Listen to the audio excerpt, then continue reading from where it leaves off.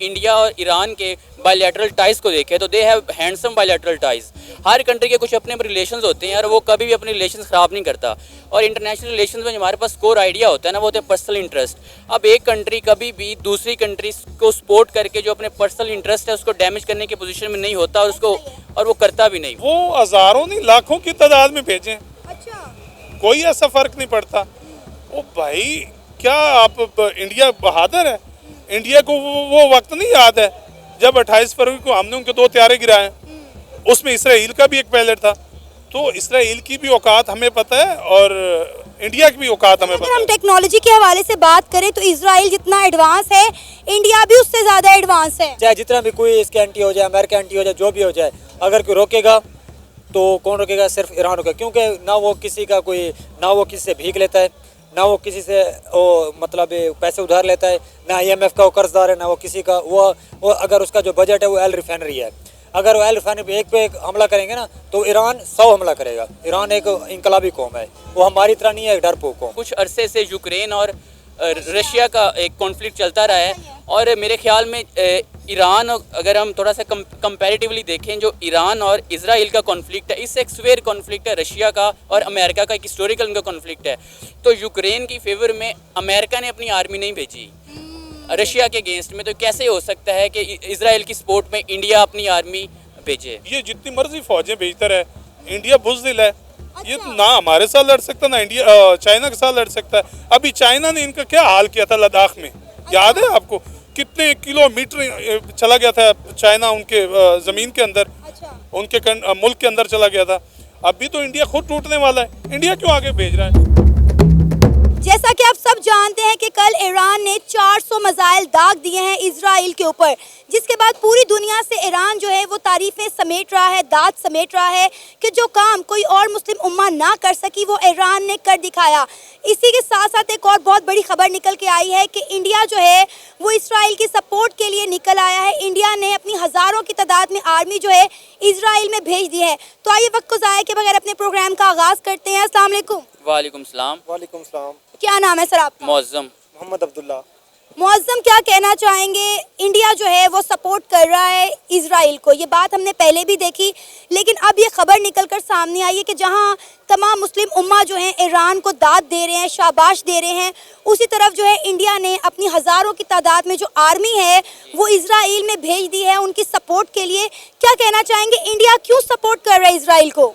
जी madam, सबसे पहले जो आपने क्वेश्चन किया है कि इंडिया ने अपनी जो आर्मी है वो इजराइल में भेज दी है, तो हम थोड़ा सा जो हमारा सोर्स ऑफ इंफॉर्मेशन है ना उस पर जाएंगे। आजकल चूँकि AI का ज़माना है, सोशल मीडिया का ज़माना है, तो जो हमारे जो डोमिनेंट हमारे पास सोर्स ऑफ इंफॉर्मेशन होता है ना, हमारे पास सोशल मीडिया का है। तो सोशल मीडिया में हमें एक डाइवर्स किस्म की और अनऑथोराइज किस्म की इन्फॉर्मेशन सुनने को मिलती है, और चूँकि हमारा ये सोर्स है वो सोशल मीडिया है। और अगर हम थोड़ा सा और पर्सपेक्टिव में बात करें कि जो स्टेट के रिलेशंस होते हैं, पहले शायद होता होगा World War I में, World War II में, कि जो एक कंट्री या उसके अपोनेंट कंट्री को सपोर्ट करने के लिए अपनी आर्मी दूसरे कंट्री में भेज देती थी। लेकिन जब से World War II हुई है या इंटरनेशनल रिलेशन में काफ़ी डायनामिक्स उसके चेंज हुए हैं, तो अब इस तरह पॉसिबल नहीं रहा कि अगर हम इंडिया और ईरान के बायलैटरल टाइज़ को देखें तो they have handsome bilateral ties. Her country के कुछ अपने रिलेशंस होते हैं और वो कभी भी अपने रिलेशंस ख़राब नहीं करता। और इंटरनेशनल रिलेशंस में हमारे पास कोर आइडिया होता है ना, वो होता है पर्सनल इंटरेस्ट। अब एक कंट्री कभी भी दूसरी कंट्री को सपोर्ट करके जो अपने पर्सनल इंटरेस्ट है उसको डैमेज करने की पोजीशन में नहीं होता और वो करता भी नहीं। और ये जो बात है कि इंडिया ने अपनी हज़ारों अपनी आर्मी भेज दी है, तो ये थोड़ा सा अनरियलिस्टिक है। अगर हम थोड़ा सा इसकी कॉनोटेशन में जाएं तो कुछ अरसे से यूक्रेन और रशिया का एक कॉन्फ्लिक्ट चलता रहा है और मेरे ख्याल में ईरान, अगर हम थोड़ा सा कंपैरेटिवली देखें, जो ईरान और इजराइल का कॉन्फ्लिक्ट है, इससे एक स्वेयर कॉन्फ्लिक्ट है रशिया का और अमेरिका का, एक हिस्टोरिकल उनका कॉन्फ्लिक्ट है। तो यूक्रेन की फेवर में अमेरिका ने अपनी आर्मी नहीं भेजी रशिया के अगेंस्ट में, तो कैसे हो सकता है कि इजराइल की सपोर्ट में इंडिया अपनी आर्मी भेजे? सही, आप कुछ कहना चाहेंगे? भाई के आर्गूमेंट को सपोर्ट करना चाहूँगा कि ईरान और इंडिया के तो आपस में पहले ही बड़े अच्छे ताल्लुकात हैं। जो इंडिया है वो तो ईरान का चाबहार पोर्ट जो है उसको भी लेना चाह रहा है और वो लेने के कुछ मामला उनके चल रहे हैं। तो मुझे नहीं लगता कि ऐसा कुछ हुआ है या होने लगा है ऐसा कुछ इंटरनेशनल रिलेशन में। अगर दूसरी तरफ हम बात करें तो हम देख रहे हैं कि इजराइल जो है वो ईरान को तड़ियां लगा रहा है, धमकियां लगा रहा है कि आपने हम पे हमला करके अच्छा नहीं किया, आपको इसके नताइज भुगतने पड़ेंगे। लिहाजा कहा जा रहा है कि ईरान की जो ऑयल रिफाइनरीज हैं वो खतरे में नजर आ रही हैं। क्या लगता है ईरान जो है अपना दफा करेगा या फिर वाकई में उनकी ऑयल रिफाइनरीज खतरे में है? देखिए, मैं अगर हम ईरान की बात करें तो ईरान एक रेडिकल स्टेट है और एक रिलीजियस बेसिस पे उसकी फॉर्मेशन हुई है। अब जो रेडिकल स्टेट होती है और ऐसी स्टेट जिसकी जो फॉर्मेशन है वो रिलीजियस बेसिस पे हो ना, उनके नज़दीक जो सबसे मेन एजेंडा होता है ना वो होता है अपने अवाम को खुश करना। अगर इसराइल ये धमकियाँ दे रहा है कि हम ईरान को इसके नताइज भुगतना पड़ेंगे, तो ईरान तो इसके नताइज भुगत रहा है। उन पर इकनॉमिक सेक्शंस हैं, उनके मिलिट्री सेक्शंस हैं। और अगर हम थोड़ा सा पास्ट में जाए तो इसराइल तो काफ़ी नुकसान उनको पहुँचा चुका है। सबसे पहले उन्होंने हमास के रहनुमा इस्माइल हानिया की जो शहादत है उसके पीछे इसराइल का हाथ है। कुछ अर्सा पहले ईरानियन प्रेसिडेंट की डेथ हुई थी, उसके बारे में उसके भी ताने माने इसराइल से मिलाए जा रहे हैं। और अब करंटली अगर हम बात करें, ये कुछ अर्सा पहले ये जो किन की डेथ हुई है हिजबुल्लाह के चीफ नसरुल्लाह साहब का, जी, उनके पीछे भी इसराइल का हाथ है। तो इसराइल काफ़ी हद तक डैमेज तो कर चुका है। और जहाँ तक ऑयल रिफाइनरी की अगर हम बात कर रहे हैं तो वो भी मेरा ख्याल में, अगर इसराइल की एक्सेस तो है ना ईरान तक, अगर उनके लीडर्स को मार सकता है और वो भी बड़े एक माइन्यूट से और बड़ा डेलिब्रेटली और अच्छे तरीके से अगर उनको निशाना बना सकता है, तो इसमें कोई दो राय नहीं। इजराइल का ये दावा है कि ईरान ने जो अटैक किया है इजराइल के ऊपर, जो 400 मिसाइल दागे हैं, उनसे उन्हें कोई नुकसान नहीं पड़ा। उन्हें पहले से पता था कि कहाँ कहाँ ये मिसाइल आके गिर सकते हैं, लिहाजा उन्होंने अपनी आबादी वाली जगह पहले ही खाली कर ली थी। उनका एक बंदा भी नहीं मारा गया, लिहाजा ईरान का ये जो अटैक है ये फारिग है, ये बेजा है। जी मैडम, अगर हम ईरान और इसराइल के न्यूक्लियर और मिलिट्री और कंपैरिजन करें तो जो इसराइल का डिफेंस सिस्टम है ना वो ईरान से काफ़ी ज़्यादा है। और दूसरी बात यह है कि जैसे ही हमने खबर सुनी ना कि इसराइल ने 400 मिसाइल दागे हैं, तो उससे काफ़ी टाइम पहले इसराइल को इस बारे में खबर पता चल गई थी कि ईरान अटैक करने वाला है। तो इससे पहले उन्होंने अपने जो दिफा का सामान है ना वो कर लिया था। और एक तो दिफा का सामान उन्होंने कर लिया, दूसरा अगर हम उनके डिफेंस सिस्टम की तरफ जाए ना तो वो भी उनका काफ़ी मजबूत है। अगर ईरान ने मिसाइल दागे हैं, तो मैं आज ही न्यूज़पेपर में पढ़ रहा था कि ऑलमोस्ट अमवात की तादाद सिर्फ 8 है। तो इस बेस पे हम कह सकते हैं कि कोई इतना जानी माली को ज़्यादा नुकसान ईरान नहीं कर पाया इसराइल का। लेकिन आप ये देखें कि इसराइल को सपोर्ट कर रही है बहुत सारी कंट्रीज। अमेरिका भी इसराइल की सपोर्ट में खड़ा हुआ है। ईरान को कौन सपोर्ट कर रहा है, ईरान को कौन बैक कर रहा है? क्या ईरान दोबारा इसराइल के ऊपर हमला करेगा या खामोशी साध लेगा? मैडम देखें, अगर हम ये कहें कि आजकल के इंटरनेशनल पॉलिटिक्स में जो दो कंट्री के दरमियान रिलेशंस हैं वो किसी इमोशंस की बुनियाद पे नहीं है, वो आजकल इंटरेस्ट की बेस पे हैं। अब इसराइल के साथ चूँकि काफ़ी मुस्लिम कंट्री के भी इंटरेस्ट है, जिसमें सऊदीया है, यूएई है और भी काफ़ी गल्फ स्टेट हैं। लेकिन और दूसरी बात हम ये कर सकते हैं, इकोनॉमिकली और मिलिटरी वो काफ़ी स्ट्रॉन्ग है। तो जो कंट्री भी स्ट्रॉन्ग होगी उसके इंटरेस्ट होंगे कंट्रीज़ के साथ। और अगर हम अमेरिका की बात करें तो सबसे जो बहुत बड़ा हेल्पर है इसराइल का वो तो अमेरिका है। और ईरान की बात करें, ईरान पे चूँकि मिलिट्री सेक्शंस हैं, पॉलिटिकल सेक्शंस हैं, तो ईरान के साथ किसी काफ़ी ज़्यादा कंट्रीज़ के इंटरेस्ट भी नहीं है। तो अगर हम लॉजिकल इस बात को देखें, जिस कंट्री के साथ वर्ल्ड में जिसके ज़्यादा इंटरेस्ट होंगे तो उसके हेल्पर भी ज़्यादा होंगे। आपको ये मामला कहाँ जाते हुए दिखाई दे रहा है? क्या ये जंग मजीद बढ़ेगी या यही थम जाएगी? नहीं मैडम, अगर हम थोड़ा सा फ्यूचरिस्टिक वे में देखें तो बेहतर तो ये है कि जो मुस्लिम कंट्रीज़ हैं, जो थोड़े बड़े ममालिक हैं, जिनका जो इन्फ्लुएंस करते हैं, like as Pakistan, kingdom of Saudi Arabia, Malaysia, Indonesia, Turkey, इनको थोड़ा सा अपने इंटरेस्ट से बाहर आके थोड़ा सा एथिकल ग्राउंड्स पे भी सोल्यूशन करना चाहिए। मैं सल्यूट पेश करता हूँ पूरे ईरान को और वहाँ की उम्मत मुसलमान के लोगों को। उनका ये बड़ा अच्छा फैसला है। देखें, अभी तक ईरान जो है वो एटमी ताकत नहीं है। हम एटमी ताकत होते हुए भी अभी सोच रहे हैं कि किसके ऊपर हमला करना है या नहीं। बेसिकली हम बेशक अमन पसंद लोग हैं, लेकिन ईरान की हिम्मत है कि उन्होंने अपने वो जो उनका लीडर कत्ल हुआ है, जो शहीद हुआ है, उसको उन्होंने बदला लिया है और लेना चाहिए। क्योंकि ये ईरान ने बड़ा ज़बरदस्त फैसला किया है कि उसको आंखें दिखाई है। हमें खुशी है, हमें फ़ख्र है, कोई तो हमारा इस्लामिक मुल्क है जो इसराइल को आंखें दिखा रहा है। अब खबर ये निकल कर सामने आई है कि इंडिया सपोर्ट कर रहा है इसराइल को और इंडिया ने अपनी हज़ारों की तादाद में आर्मी भेज दी है इसराइल के अंदर। वो हज़ारों नहीं लाखों की तादाद में भेजें। अच्छा, कोई ऐसा फ़र्क नहीं पड़ता। ओ भाई, क्या आप इंडिया बहादुर है? इंडिया को वो वक्त नहीं याद है जब 28 फरवरी को हमने उनके 2 त्यारे गिराए, उसमें इसराइल का भी एक पायलट था। तो इसराइल की भी औकात हमें पता है और इंडिया की भी औकात हमें पता है। अगर हम टेक्नोलॉजी के हवाले से बात करें तो इसराइल जितना एडवांस है, इंडिया भी उससे ज़्यादा एडवांस है। बेशक एडवांस है, लेकिन अल्लाह की मदद है ईरान के साथ ये कभी भी नहीं हो सकता कि ईरान जो है वो उनसे मार खाए। और अगर ये रहा इंडिया, ये जितनी मर्जी फौजें भेजता रहे, इंडिया बुज़दिल है, ये ना हमारे साथ लड़ सकता ना इंडिया चाइना के साथ लड़ सकता है। अभी चाइना ने इनका क्या हाल किया था लद्दाख में, याद है आपको? कितने किलोमीटर चला गया था चाइना उनके ज़मीन के अंदर, उनके मुल्क के अंदर चला गया था। अभी तो इंडिया खुद टूटने वाला है, इंडिया क्यों आगे भेज रहा है? आपको ये किसने कह दिया कि इंडिया टूटने वाला है? अभी खालिस्तान जो तहरीक है वो चलने वाली, वो जोर पकड़ रही है। इनको पता ही नहीं है कि क्या इनके साथ होने वाला है। इनके टोटे टोटे होने, अच्छा, इंडिया के टोटे टोटे हो जाएंगे। इंडिया के अंदर से टोटे टोटे होने, अंदर से। पाकिस्तान के हो रहे हैं। पाकिस्तान में देखें आप कितनी फूट पड़ी हुई है, हर दूसरा सूबा जो है आज़ादी की जंग लड़ रहा है। पाकिस्तान लड़ता रहे, भाई एक घर में 4 भाई है ना, तो वो भी आपस में लड़ते हैं लेकिन रहते एक ही घर में।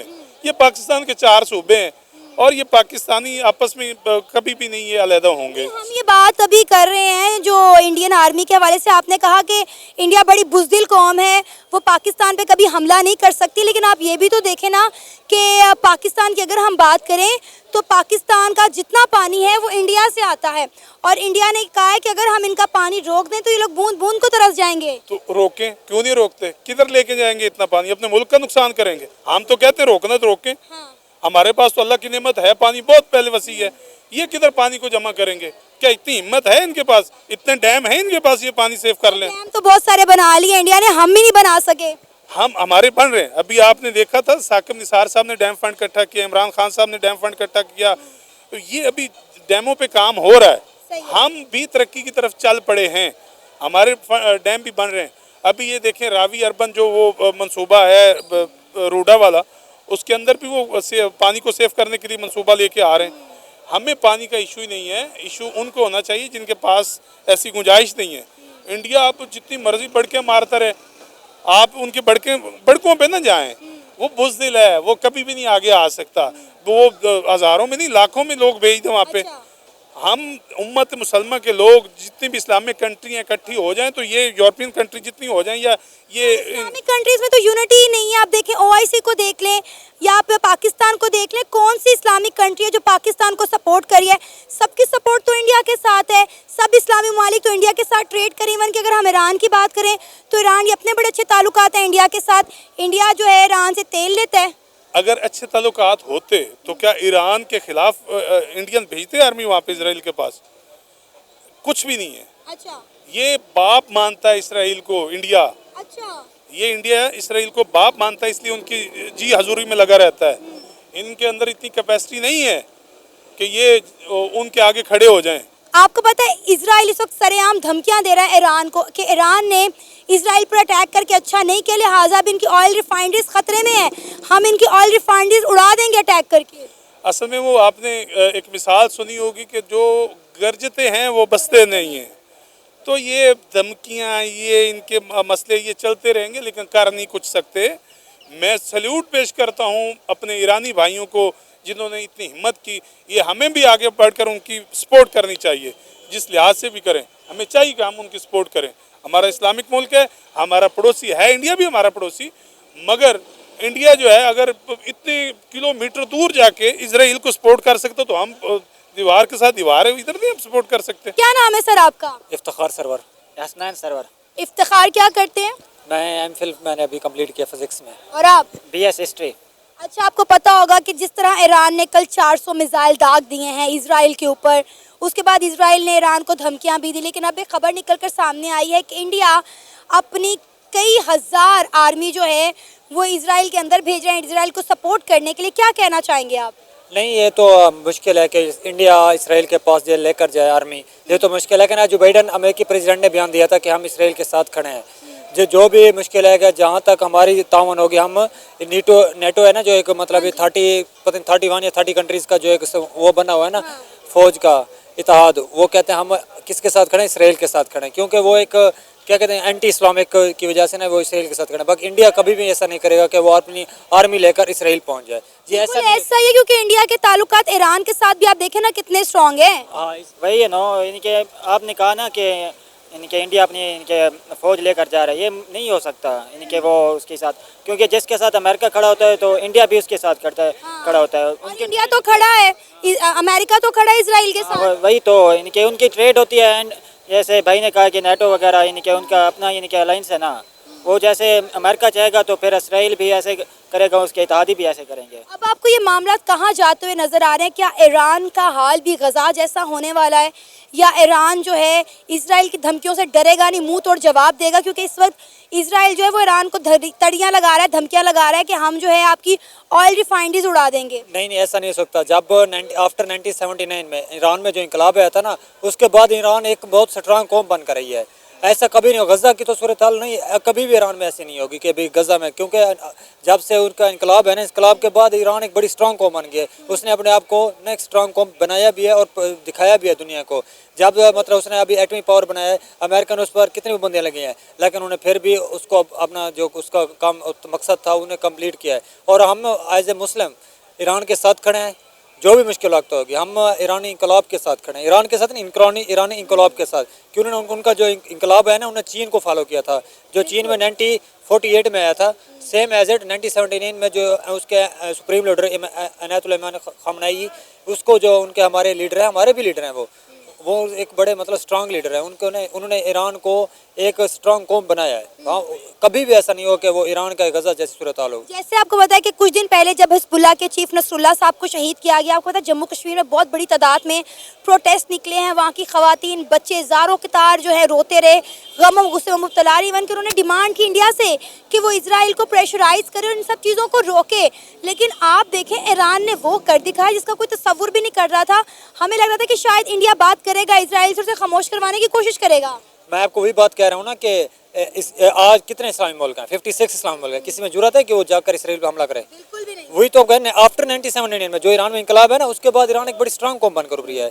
और ईरान एक मतलब खुद मुख्तियार है। जब उन्होंने वो कहते हैं फ़लस्तीन का जो उनका क्या किसका नाम था, मुझे नाम याद नहीं आ रहा, उसको शहीद किया था, उसके बाद उन्होंने कहा था कि हम बदला लेंगे। उसके बाद उसने जो हसन नसरुल्लाह को शहीद किया, उसके बाद उन्होंने कहा है कि हमने लेना है बदला। अब उन्होंने अब बदला लिया है और इंशाल्लाह हम वो एक बदला लेंगे। और वो जब तक ईरान फ़लस्तीन के साथ खड़ा है, मतलब वो बड़ी हेल्प कर रहा है। इतनी पाकिस्तान तो बस हमारे PM साहब बयान देते हैं, हमारे फॉरेन मिनिस्टर साहब बयान देते हैं, हम तो बयानों तक महदूद हैं। और जैसे जमात इस्लामी हो गया, जो भी चंदा इकट्ठा के, चंदे से कुछ नहीं होना, चंदे से कुछ नहीं होना। हम तो वही बात है कि हम दुआ कर लें, या अल्लाह मैं मिल जाएगा। क्या मिलना है? दुआ से कुछ नहीं, जब तक बंदा खुद हरकत ना करे। हरकत में बरकत है। आपको क्या लगता है कि अब इजराइल खामोश बैठेगा ईरान के इस हमले के बाद, या वाकई में ईरान की ऑयल रिफाइनरीज उड़ा देगा? क्योंकि अगर हम ईरान की बात करें तो ईरान का दारोमदार ही ऑयल के ऊपर है। और इजराइल को जैसे उन्होंने बताया कि इंडिया सपोर्ट कर रहा है, अमेरिका सपोर्ट कर रहा है, ईरान को तो उस तरह से खुल के कोई सपोर्ट करता हुआ सामने दिखाई ही नहीं दे रहा। जी ज़रूर करेगा, इसराइल इनके हमला करेगा, क्योंकि वो उनकी देखे जाए तो अमेरिका पीछे साथ खड़ा है। पूरी दुनिया में अगर देखा जिसके साथ अमेरिका खड़ा होता है तो वही इनके कंट्री है, इनके पावरफुल होता है। जैसे अब रशिया और यूक्रेन किया है, तो अमेरिका यूक्रेन के साथ खड़ा है, तो वो इनके रशिया को इनके अच्छा टाइम दे रहा है, इनके फुल टाइम दे रहा है उसको। इनके इसी तरह इसराइल भी उसको टाइम देगा, इनके उस पर अटैक करेगा, जवाब देगा। उसकी रिफाइनरी पर इनके आज ही उसका बयान आया है नेतन्याहू का कि हम उसकी रिफाइनरी पर हमला करेंगे। वो ऐसा ही हमला करेंगे। ये वार इनके ऐसे बढ़ती जाएगी, ये रुकने वाली नहीं है जब तक इनके दो रियासती हल नहीं हो जाता। आपको क्या लगता है फ़लस्तीन को कौन रोक सकता है?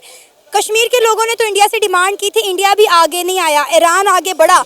अब ईरान को इसराइल जो है वो धमकियां दे रहा है। आपको क्या लगता है कि इसराइल को कौन रोकेगा? इसराइल को रोकेगा तो सिर्फ ईरान ही रोकेगा, और किसी के दम में नहीं है, किसी के दम में नहीं है। फिर अगर रोकेगा तो चाहे जितना भी कोई इसके एंटी हो जाए, अमेरिका एंटी हो जाए, जो भी हो जाए, अगर कोई रोकेगा तो कौन रोकेगा? सिर्फ ईरान रोकेगा। क्योंकि ना वो किसी का कोई, ना वो किसी से भीख लेता है, ना वो किसी से वो मतलब पैसे उधार लेता है, ना IMF का वो कर्जदार है, ना वो किसी का वो अगर उसका जो बजट है वो ऑयल रिफाइनरी है, अगर वो ऑयल रिफाइनरी पे एक हमला करेंगे ना तो ईरान 100 हमला करेगा। ईरान एक इनकलाबी कौम है, वो हमारी तरह नहीं है डरपोक कौम।